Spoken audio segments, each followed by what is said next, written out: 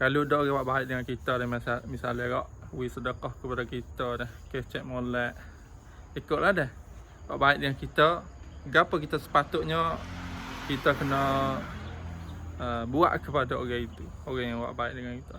Nabi SAW bersabda, "Man suni'a ilaihi ma'rufun faqala li fa'ilihi jazakallahu khaira faqad ablagha fi tsana."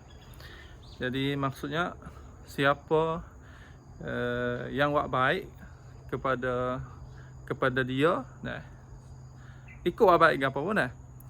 Faqal, maka dia berkata kepada orang itu, jazakallahu khaira.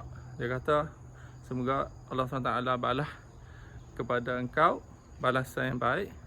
Ya. Maka perkataan itu dianggap bahawa dia sudah lebih, sudah lajak dah dalam puji dia kepada orang yang buat baik itu.